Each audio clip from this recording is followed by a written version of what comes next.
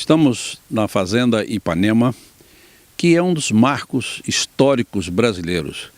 Na verdade, podemos dizer que a história do Brasil iniciou aqui em 1587. Quem descobriu ou quem viabilizou isso aqui, o Sardinha e o filho, tinha uma visão do futuro desse país, pois a imagem que nós temos hoje da região demonstra perfeitamente que o local foi como selecionado como um dos melhores do país.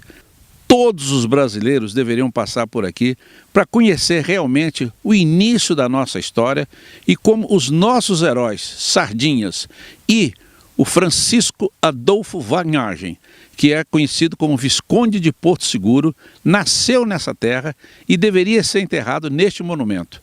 Trata-se de um local único no Brasil para marcar a nossa história. E como que os nossos antepassados conseguiram visualizar que aqui seria o grande desenvolvimento do país. Por isso eu insisto, todos, principalmente os administradores, os executivos, os políticos, deveriam passar por aqui para valorizar e prestigiar a nossa história. O nosso imperador Dom Pedro II visitou essa propriedade 4 vezes e nós temos algo espetaculares aqui, que não tem em um lugar nenhum do país, como uma das pontes que nós temos aqui, que é o único modelo do estilo inglês.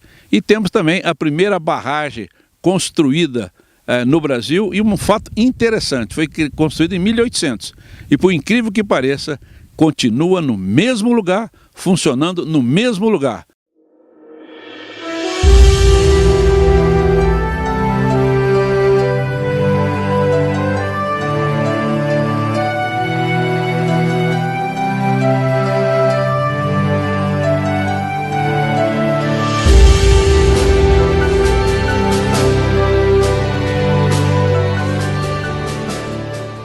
O Brasil não é um país complicado só de hoje, não. José de Alencar, em alguma das cartas que ele mandou a Dom Pedro II, ele falava isso.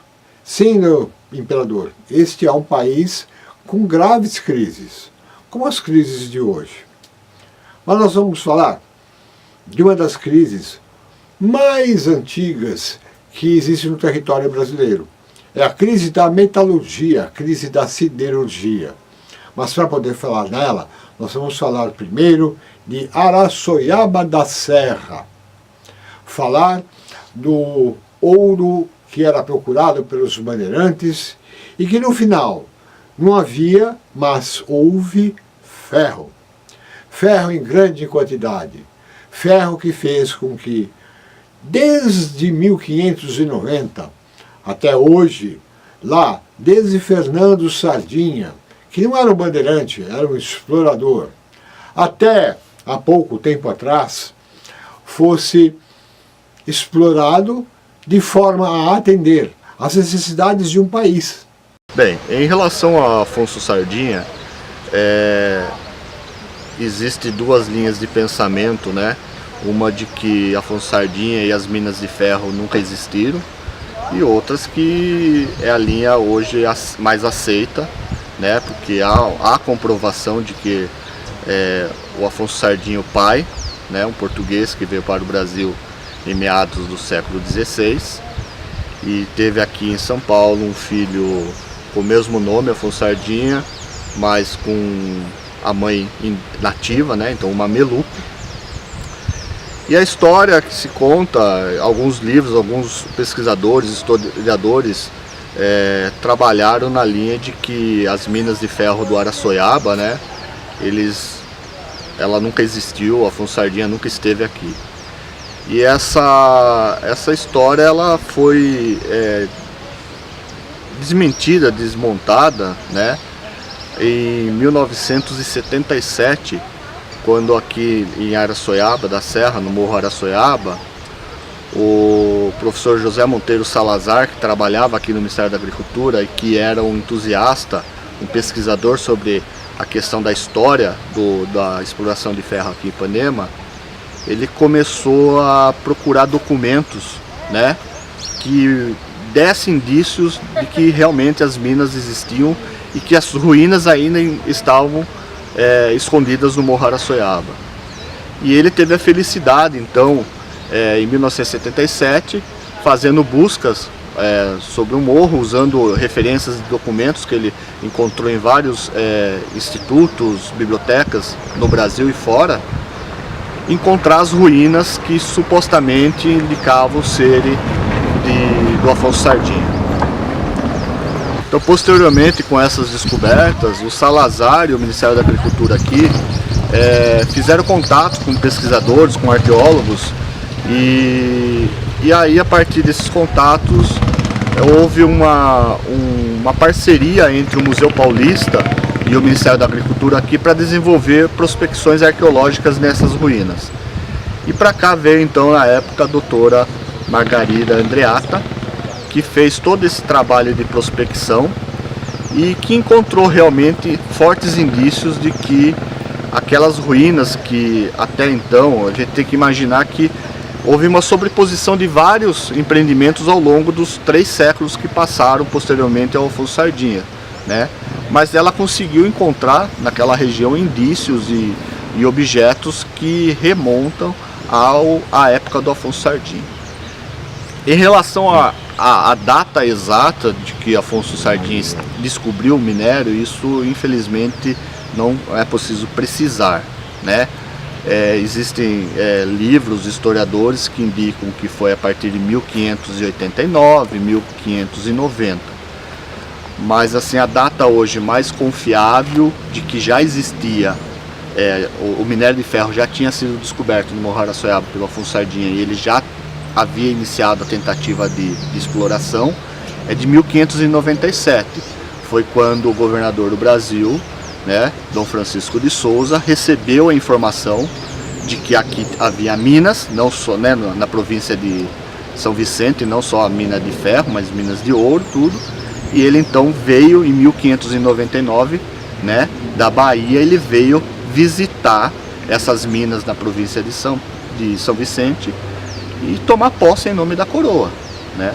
Então, em 1599, Dom Francisco de Souza esteve aqui no Morro Araçoiaba visitando as forjas, as pequenas forjas de ferro que Afonso Sardinha havia construído. E na ocasião conta-se a documentação, né, que infelizmente hoje boa parte dessa documentação se perdeu, né, mas nós temos relatos de alguns historiadores, principalmente do século XVIII, Pedro Taques, por exemplo, né, na sua obra As Minas de São Paulo, né, ele relata que Afonso Sardinha doou um dos fornos, né, para Dom Francisco de Souza. Na verdade, era uma forma de informar e entregar uma das minas, até porque ele tinha descoberto outras minas na província de São Vicente, a mina de ouro em Jaraguá, e ele gostaria de ter o direito de explorá-las. Logo após os primeiros fornos, os fornos catalães do Sardinha, nós fomos perceber que houve uma espécie de proibição, ou melhor, não é espécie, houve proibição à mineração do ferro e inclusive à fundição. Nós estamos num momento em que o grande medo por parte da colônia e dos regalistas portugueses era que o nosso índio acabasse por aprender também a técnica de fundir. Então as lanças e flechas com pontas de ferro seriam bem diferentes, além de outros materiais. Esta é uma das posições. Então foi esquecido aquela região, proibido em outras iniciativas. Daí, no século XIX, graças à transmigração da família real, o incentivo e o interesse em tornar o Brasil a sede do Império Português. Durante a presença de Dom João no Brasil, ainda estava em vigência o pacto colonial, onde era proibida a existência de indústrias nas colônias para não competir com as mercadorias do reino. Mas distantes do reino. O reino estava nas mãos dos franceses, eles são obrigados a tomar iniciativas diferentes. Dom Rodrigo Coutinho, o futuro conde de Linhares, então ministro, ele deseja, sim, interiorizar a metrópole. E por isso ele faz o contrato com os suecos e com os alemães. Vejam que coisa curiosa, ele fez contrato com 2 companhias mineiras diferenciadas, porque ele queria que colocasse uma aqui na região da província de São Paulo e outra na futura província de Minas Gerais. Futura, porque na época não havia essa divisão ainda em províncias. Para que aqueles 2 elementos competidores da Europa viessem demonstrar essa competição em território brasileiro, mas cujo saldo seria sempre salutar, de qualquer forma, para os portugueses. Infelizmente, com o falecimento dele, aqui em Sorocaba, acabaram por se encontrarem as 2 companhias, a sueca e depois a alemã, o que acabou tendo transtornos de natureza de relacionamento também, não apenas de técnica, mas também de relacionamento. Em 1813, então, Varnhagen fez uma corrida nos alto-fornos germinados. Daquela corrida saíram 3 cruzes, uma que vocês estão vendo aqui atrás e outras 2 que estão colocadas no Monumento a Varnhagen, no alto do Morro da Araçoiaba, e outra no centro da cidade. Antes, Handberg, o sueco, já havia produzido ferro, já havia produzido material, mas tanto Varnhagen como Handberg, o alemão e o sueco, nunca conseguiram atingir as metas propostas pelo governo para o funcionamento da fábrica de ferro de São João de Ipanema. E vocês vão ver mais coisas agora. Vão ver, por exemplo, como é que essa fábrica foi pensada pelos suecos, de onde saía a energia que movia máquinas, movia alto-fornos, foles e movia, enfim, a indústria de ferro da primeira siderurgia do Brasil.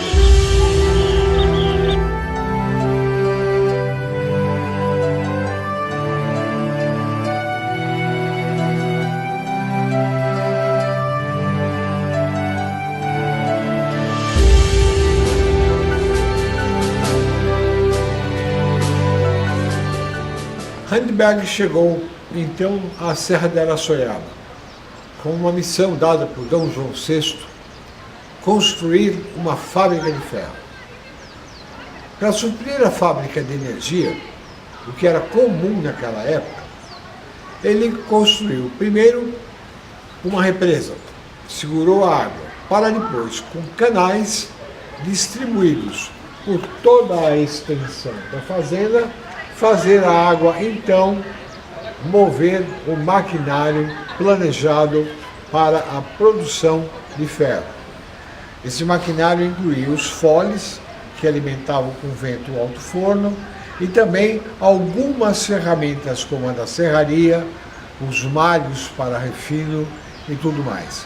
Mas a energia era a energia hidráulica. Não havia eletricidade, não havia vapor.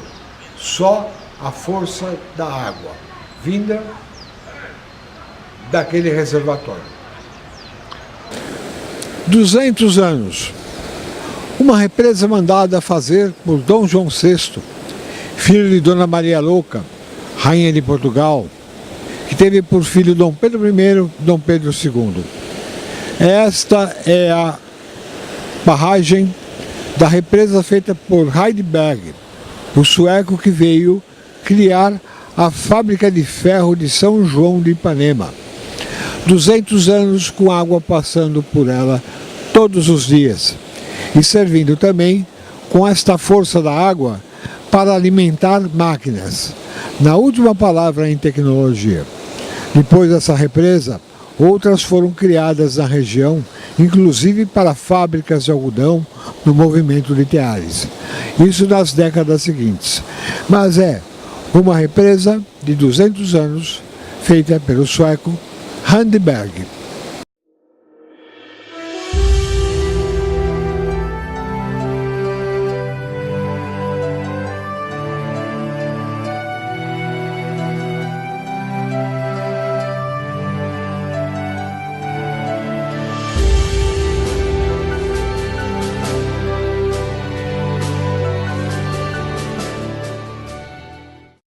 E aqui uma indústria movida a água tem que ter controle da água que entra nela.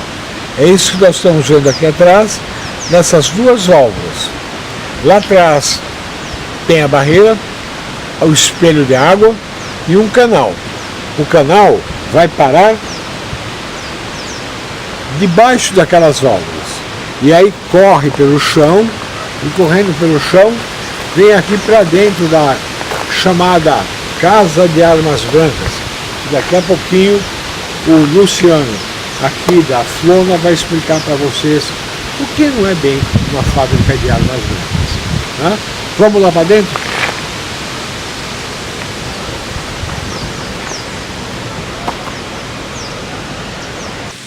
Bom, então vocês viram lá o espelho d'água, o canalzinho e as válvulas que controlam a entrada de água para a fábrica. Aqui vocês estão vendo a água caindo, parece uma cachoeirinha, né? Mas é a água que vem lá da represa. Essa água, quando a válvula é aberta, ela entra em grande quantidade, enche o canal que tem aqui por baixo do piso e vai seguindo em frente. As tampas que estão no meio do caminho, aqueles quadrados de madeira, seriam retirados para então colocação da máquina, que iria funcionar, que com suas pás que seriam movidas então pela água que está passando. A energia hidráulica, então, aqui está presente na sua mais completa expressão. Mas, fábrica de armas, esta casa aqui nunca foi, muito menos de armas brancas. Em relação ao prédio, ao imóvel chamado Casa das Armas Brancas, né, há relatos, informações de que esse prédio ele serviu para produzir armamento para a Guerra do Paraguai. Na verdade, isso não ocorreu, especificamente esse prédio, porque a Guerra do Paraguai ela ocorreu de 1865 até 1870, enquanto que esse prédio ele foi projetado, iniciado sua construção a partir de 1879 e concluído em 1886, inclusive sendo inaugurado por Dom Pedro II. Essa questão de produção de armamento para a Guerra do Paraguai, né, armas brancas, é preciso contextualizar, entender como que estava a situação, o estado da fábrica nesse período. Lembrando que a fábrica ela tinha sido praticamente desmobilizada, né, a partir de 1853, com a retirada de maquinários, de equipamentos daqui. Então, o governo viu a necessidade, né, de restabelecer essa fábrica, reerguer essa fábrica, até para não depender muito, ficar na dependência de ferro de países estrangeiros para a produção de armamento, né? Aí então foi quando o coronel Joaquim de Souza Mursa assumiu em 1865 a fábrica, fez o seu primeiro levantamento e viu que a fábrica não tinha condições de operar. E aí propôs várias modificações, várias alterações para que ela pudesse entrar em operação. E isso na verdade só foi ocorrer já quase no final da Guerra do Paraguai. Então acredita-se que quando se fala que foram produzidos armamentos em Ipanema para a Guerra do Paraguai, na verdade foi utilizado ferro de Ipanema. Mas quem produziu isso praticamente foram os arsenais de guerra, porque o ferro que se produzia aqui, muita parte era encaminhado para os arsenais de guerra. Então Mursa, quando assumiu a fábrica, ele deve ter encontrado ainda barras de ferro já produzidas, que estavam estocadas aqui, e nesse período encaminhou então para os arsenais de guerra e provavelmente se produziu algum armamento que foi utilizado na Guerra do Paraguai. Lembrando que o Brasil nessa época já fazia compra de armamento no exterior, né? Então a Casa das Armas Brancas, ela foi, na verdade, é um projeto que o nome original dela é Oficina de Pregos, Fios e Laminados. Talvez o fato de se produzir laminados, ele tivesse um direcionamento posterior para a produção de armas brancas. Mas na verdade não se produziu esse tipo de armamento aqui, e principalmente na Guerra do Paraguai. Depois de desmontada a fábrica para ser enviada a Mato Grosso, né? Naquela época era um estado só Mato Grosso, boa parte dos equipamentos se perdeu. Perdeu-se pelo caminho. Alguns ficaram abandonados no Porto de Santos até que a ferrugem comeu tudo. Quando o Coronel Mursa foi designado por Dom Pedro II para refazer a fábrica de ferro, fazê-la funcionar, para produzir ferro, novos equipamentos foram comprados e novas unidades da fábrica foram construídas, como, entre aspas, fábrica de armas brancas e também um novo alto-forno que nunca chegou a ser utilizado.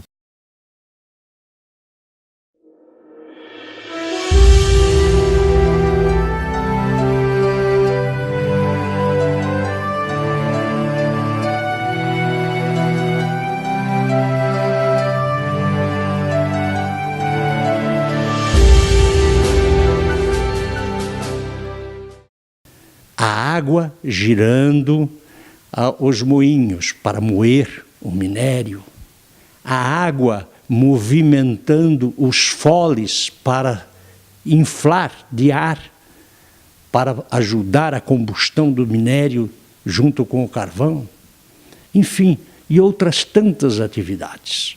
Mas focalizando exatamente o que nós conseguimos reproduzir. Primeiro, vocês veem o aspecto do relevo da própria região. Está em declínio para o rio Ipanema, e aqui o homem então construiu da represa, que está um pouco mais além e não representada, um canal. Esse canal está bem mais elevado para que a água que saia da represa, ela possa fazer isto que nós já falamos anteriormente, produzir a energia hidráulica necessária para que possamos produzir o ferro, que era o grande objetivo. Vocês veem em primeiro plano essas duas casas, hoje completamente inexistentes, é o lugar onde haverá o refino do metal. Portanto, depois de produzido o metal, a ferramenta que interessava a eles, esse material será levado, e aqui então existem os martelos hidráulicos e vários outros elementos para dar o acabamento necessário. Então, são as duas seções de refino. Intermediário aos altos fornos, vocês veem este elemento, que são os trituradores. As carretas conduzidas por burros e posteriormente em forma de pequenas locomotivas e estrada de ferro, isto bem mais recente, traziam o minério até estas regiões, e aqui, graças à energia hidráulica que penetrava desse canal e movimentava a roda, tinham os marteletes, moía o ferro, porque quanto mais reduzido em pequenos pedaços o minério, mais fácil é o processo de combustão ou de fusão, como acharem melhor. Terminado, então, este processo, era novamente reconduzido para a parte superior, através de estradas existentes da época, e levado, vocês vão poder observar esta rampa. Esta rampa, o material ia para alimentar os altos fornos por cima. Tanto o minério quanto o carvão ou aparas de madeira, uma vez que foi utilizado muitas vezes a para de madeira para fazer a fusão através desses fornos. Então, nós temos esses dois picos aqui, os dois fornos geminados, como foram executados em 1818. Posteriormente, este do lado esquerdo meu vai sofrer modificações do ventre do forno para melhor adaptação. O anterior continua da mesma forma, embora hoje, se vocês forem até a Real Fábrica de Ferro São João de Ipanema, apenas este núcleo permanece em pé. Voltando, produzido aqui toda a campanha é o momento em que eles começam a carga ao alto forno para colocar esse forno em combustão o minério então derretendo, ele vai para a sua saída, aonde ele vai fundir. A fundição é esta área adjacente, mas à frente. Aí então, em 1º de novembro de 1818, fundiram-se 3 grandes cruzes. A água que penetra e faz movimentar as insufladeiras, os martelos, os moinhos, ela tem seu escoamento e havia um paredão na beirada, na margem do Riacho Ipanema, aonde vocês podem observar também o setor de esgotos. Isto é o que nós reproduzimos e o qual pode ser com exatidão mostrado às nossas crianças e eles terem percepção de como era e o quanto nós já perdemos, numa imagem de que o pouco que resta precisa, sim, a qualquer custo, ser preservado.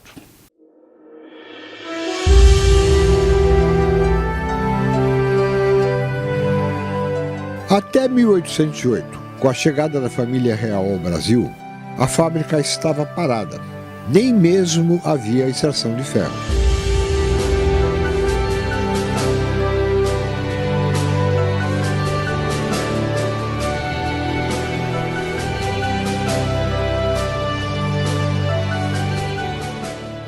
Na época do Sardinha, eram os portugueses, né, que faziam o refino do ferro. Depois, a coisa parou um tempo. O governo português, dizem que provavelmente por medo dos índios adquirirem a técnica da metalurgia e assim melhorarem suas armas, proibiu de se mexer em qualquer coisa que fosse ligada a refino de ferro. Era melhor uma flecha de bambu do que uma flecha com ponta de ferro. Dom João VI, o imperador, então, autoriza uma em Minas Gerais e a outra em Ipanema, em Araçoiaba. A ideia principal era libertar Portugal da dependência da indústria estrangeira. O conselheiro Martins Francisco foi quem levou a área dos trabalhos ao conhecimento do rei. Mas quem ficou responsável pela obra e da siderúrgica foi o alemão Frederico Guilherme Varnhagen. Embora seu destino fosse Araçoiaba, Varnhagen foi ter seus primeiros trabalhos em Minas Gerais. Em seu lugar, veio o sueco Carl Gustav Hedberg. Hedberg dirigiu o empreendimento a partir do nada, criando desde a fonte de energia, a hidráulica, com a criação da represa, até pequenos fornos que possibilitaram desenvolver peças voltadas à lavoura. Muitos críticos surgiram em relação ao sueco Hedberg. Uma das críticas é que ele não trouxera uma mão de obra específica para o trabalho. Ele foi acusado de desviar dinheiro, desviar materiais, de escândalos sexuais. Com uma produção pouca e de artigos pequenos e frágeis em suas forjas, as críticas terminaram por tirar o sueco do comando da empreitada. Entre o início de 1810, o começo das obras, até 1814, a fábrica deveria produzir 588 toneladas de ferro, mas produziu somente 14,7 toneladas. Hedberg terminou sendo demitido. Varnhagen, então, veio a Araçoiaba. Aproveitou o esquema hidráulico já feito e construiu 2 fornos. Dom João VI, então, o promoveu a coronel por conta do que ele havia feito. Mas divergências políticas terminaram com Varnhagen partindo para a Europa, levando junto seu filho, que mais tarde se tornaria o Visconde de Porto Seguro. E a fábrica entra, então, em declínio. Em 1834, o brigadeiro Rafael Tobias de Aguiar, presidente da província de São Paulo, nomeou o major João Bloem como diretor da fábrica. Da Alemanha, Bloem trouxe um grande contingente de alemães. Terminada a Guerra do Paraguai, o capitão dos engenheiros, Joaquim de Souza Mussa, colocou a fábrica em operação. Ergueu um alto-forno mais moderno, mas que nunca chegou a funcionar ou ser utilizado. Lá ele ficou até 1890, a produção tornou-se pífia e pelo Decreto 9.757, de 12 de setembro de 1912, o presidente da República do Brasil mandou fechar a fábrica de ferro Ipanema. Mas este ainda não seria o seu fim, como podemos ver pela placa, que diz que os trabalhos da fábrica foram reiniciados em 1917, também pelas mãos de um militar. Os fornos feitos aqui eram fornos pequenos, cuja produção era mínima, não atendia às necessidades. Nem a temperatura para fundir o ferro direito esses fornos conseguiu atingir. Para se conseguir um bom ferro, são necessários 1.500 graus.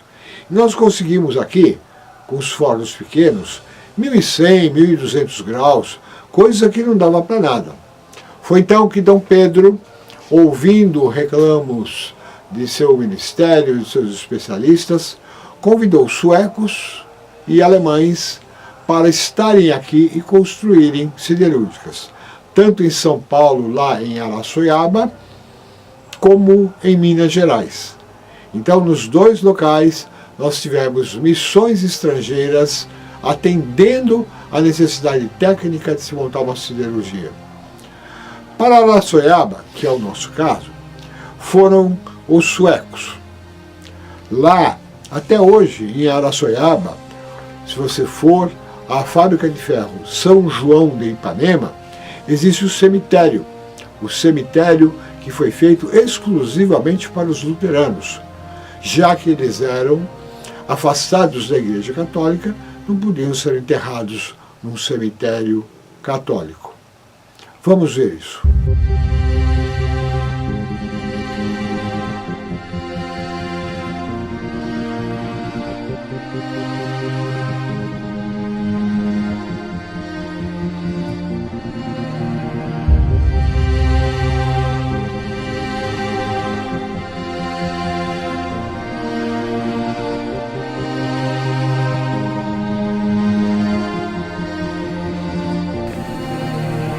O mundo de outros tempos, onde as mesmas religiões de hoje, que são hoje ditas ecumênicas, todas próximas, ainda tem, na sua versão mais primitiva, cemitérios como este.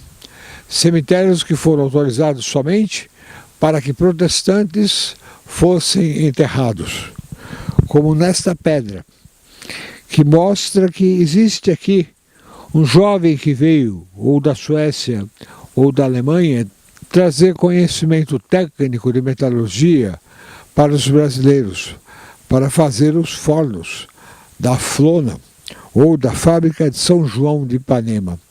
Como esse, mais alguns túmulos de estrangeiros que deixaram sua vida no Brasil. Mas deixaram também o seu conhecimento, deixaram a vontade de ter uma siderurgia brasileira, de uma fábrica de ferro que fizesse bem para o Brasil. Obrigado, seja você quem for, nosso agradecimento aqui em 2018 a você dos anos 1700, 1800. Eu sou professor da Unesp Sorocaba, da Engenharia Ambiental, né? E estou aqui já há 13 anos, conhecendo e descobrindo, né, todas as áreas de Sorocaba e regiões, né? E a gente vem então trabalhando em pesquisas que envolvem hidrologia, poluição e mudanças climáticas, certo?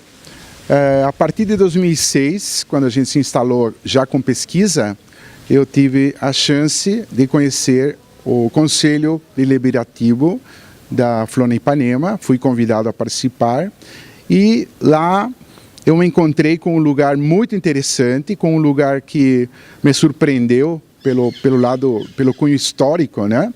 E pela obra hidráulica que já existia, e ela fez parte do meu primeiro projeto, onde a gente pesquisou todo o rio Ipanema e uma influência da Reserva Florestal da Reserva da Floresta Nacional e a sua influência em conservação do lago, né, principalmente, que fazia a geração da energia hidráulica para a fábrica Ipanema. Sim, com certeza, o uso da energia hidráulica ela tem vantagens e desvantagens, mas num país como o nosso, rico em recursos hídricos superficiais, o uso da energia hidráulica é fundamental. Porém, o que falta é um planejamento estratégico de onde a gente pode fazer essas obras hidráulicas. Então, infelizmente, não há um planejamento de estudar anteriormente onde nós podemos construir. Então tudo se faz rápido, de um ano para outro aparece um projeto e às vezes esses projetos não são tão factíveis, né? Veja o caso de Belo Monte, que foi uma obra estrutural gigantesca e que talvez haveriam outras condições de outras regiões para a gente construir essas hidrelétricas. E vem o caso das pequenas centrais hidrelétricas que o Brasil tem condições de construir essas pequenas centrais e que não causariam um dano ambiental nem econômico para a região brasileira de forma geral. A energia hidráulica, por si, ela é uma energia limpa, é uma energia renovável e desde que haja um planejamento adequado dos locais e das formas de projeto de a gente utilizar essa energia limpa, nós poderíamos usufruir de uma forma melhor para poder então dispor dessa energia para a sociedade de uma forma mais adequada. Mas o legado que a Fazenda Ipanema deixou para a gente é um aprendizado para gerações perceberem que em áreas pequenas nós conseguimos gerar energia elétrica suficiente para as atividades socioeconômicas que nós necessitamos. A utilização da energia para a fábrica de ferro Ipanema, sim, ela poderia ter sido continuada, né, se houvesse então esse cuidado de manter a fábrica em condições, né, estruturais e em condições de uso para que a fábrica ela estivesse em funcionamento hoje, porque há fornos lá que foram construídos que eles ficaram jogados lá e sem nenhum uso, né? Que é uma pena, né? Porque todo o investimento feito, todo o trabalho desenvolvido lá está infelizmente abandonado e que seria muito legal que os responsáveis por isso pudessem fazer alguma coisa para torná-la de novo um lugar agradável. Eu acho que eu posso deixar aqui algumas características, né, recomendações, né? Acredito que a partir de 1992, que foi instituída a Floresta Nacional Ipanema, né? Houve um trabalho de recuperação da área, de conservação da área, com muitas dificuldades. Hoje em dia, estamos passando uma crise econômica bastante complicada, porém, o pessoal que trabalha lá na Floresta Nacional Ipanema tem se empenhado, por uma parte, conservar o sítio arqueológico, né, o sítio histórico, né, que nós temos lá representado pela Fábrica Nacional Ipanema, só que sempre esbarramos na falta de recursos, sempre esbarramos na falta de pessoal preparado, né? Agora em 2018 eu iniciarei um projeto em parceria com a Floresta Nacional Ipanema em termos de estudos da bacia toda do Rio Ipanema e a parte da Flona, que faz parte também do Rio Ipanema, e com a ajuda do pessoal da Floresta Nacional. E aí a gente vai dar um pouquinho mais visibilidade a fábrica Ipanema, que faz parte do estudo. Todas as siderúrgicas do mundo naquela época, né, passavam por vicissitudes. Tinha momentos em que a coisa estava dando certo e tinha momentos que não estava dando certo.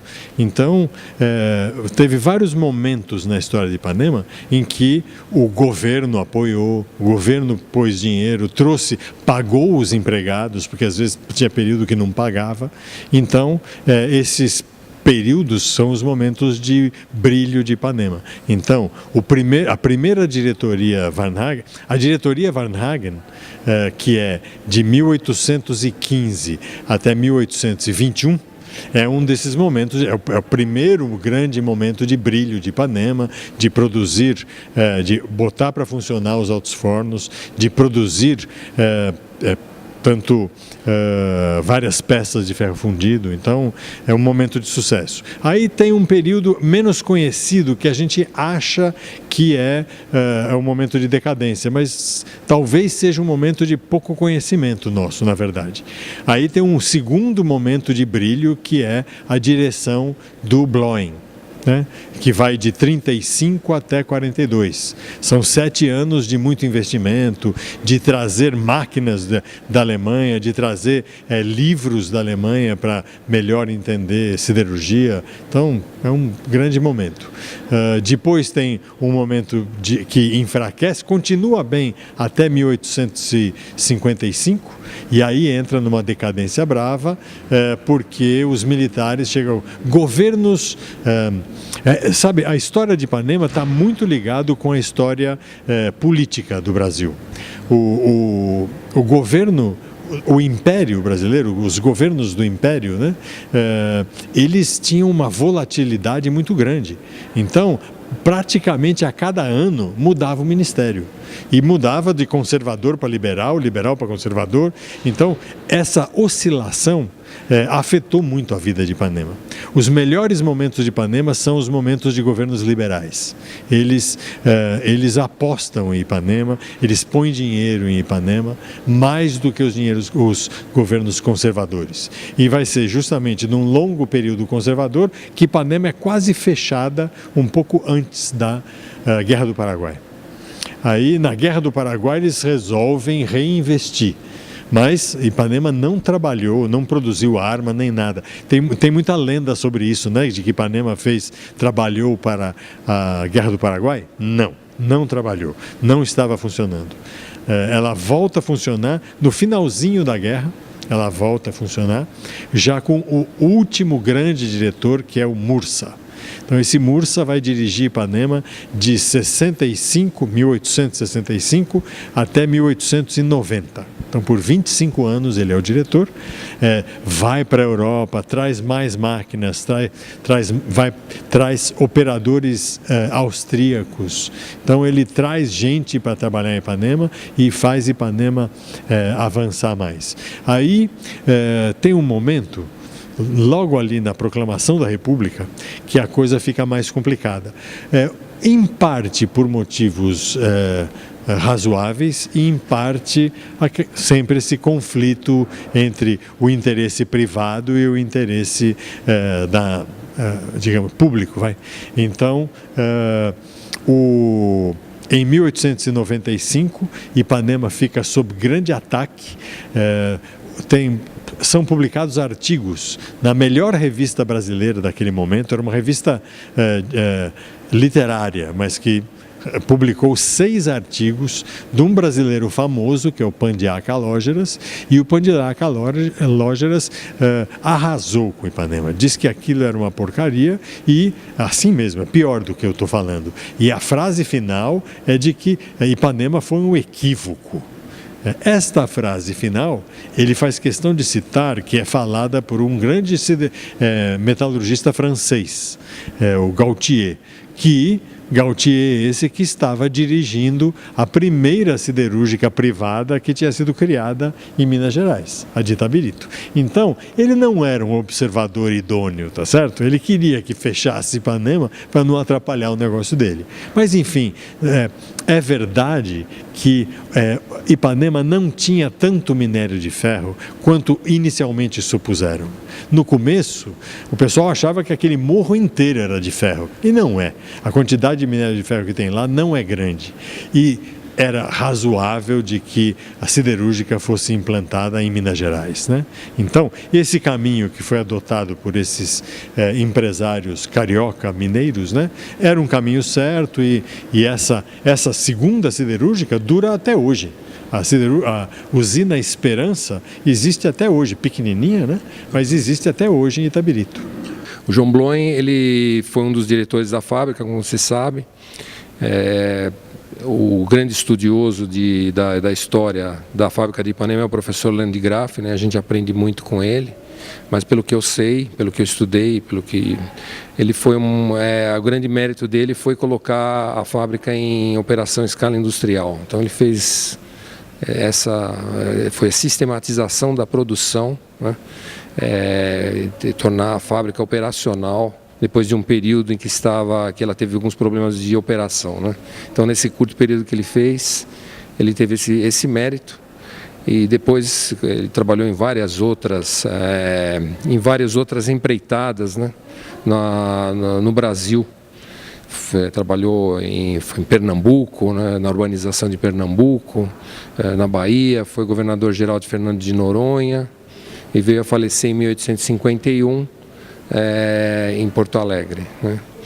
Então, concluindo, realmente é uma honra, né, estar aqui. Eu estive em Ipanema várias vezes e é uma honra estar aqui e testemunhar tudo isso, né, e ver essa valorização do patrimônio histórico, né, que Ipanema é um patrimônio valioso do Brasil, e um incentivo também para os jovens engenheiros brasileiros para continuar a desenvolver a tecnologia e a inovação no nosso país. São obras que o Varnhagen iniciou porque ele tinha o conhecimento da Europa, que naquela época já existem fábricas importantíssimas de ferro, de aço na Alemanha. Logicamente as maiores fábricas tinham na Inglaterra, mas na Alemanha já existia desde o século XVIII. Eu só quero mencionar a fábrica da família Krupp, que era responsável praticamente já nas guerras napoleônicas para construir canhões e armas. E também os primeiros canhões que o Brasil comprou eram da marca Krupp. E Varnhagen conhecia isso devido que ele tinha essa formação nas universidades da Alemanha. Existe uma universidade muito famosa que se chama Freiberg, que foi fundada em 1765, e até hoje existe praticamente uma escola de referência de engenheiros de mineração, mas não temos provas que Varnhagen estudava lá.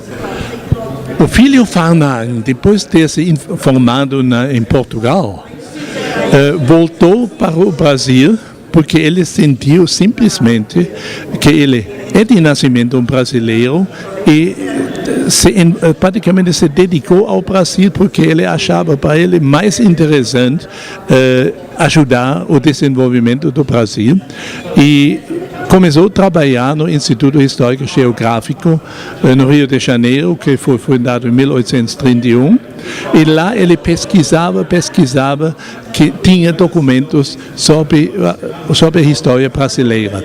E nos anos de 1850, 54, 55, ele escreveu em 2 volumes a História Geral do Brasil. Mediante disso, ele praticamente o mais importante historiador brasileiro do século XIX e o mais completo historiador. Ele depois se tornou até amigo de Dom Pedro II, com o qual ele trocava as ideias enorme. Entrou posteriormente no serviço diplomático brasileiro, foi enviado para quase todas as embaixadas brasileiras na América do Sul. Ele trabalhava em Colômbia, Bogotá, em Equador, em Peru, e foi interessante quando ele trabalhava em Peru e os peruanos entraram numa guerra contra os ingleses. Ele foi avisado de não se interferir, se manter neutro, pelo Ministério do Brasil. Mas ele claramente vestiu a camisa e acompanhava os peruanos na briga ou na luta contra os ingleses, e nesse sentido ele recebeu uma advertência.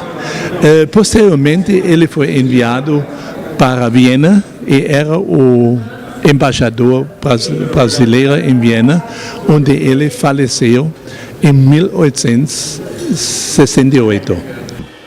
Nós vimos documentos, nós vimos as personalidades, nós vimos os locais onde aconteceu desde 1500 até ontem uma transformação que não para nunca. E é essa transformação que está sendo colocada para você que está nos vendo, para conhecer o Brasil numa das histórias mais importantes dele, da fábrica de ferro, das ferrovias e de homens que souberam trabalhar no momento em que foram chamados.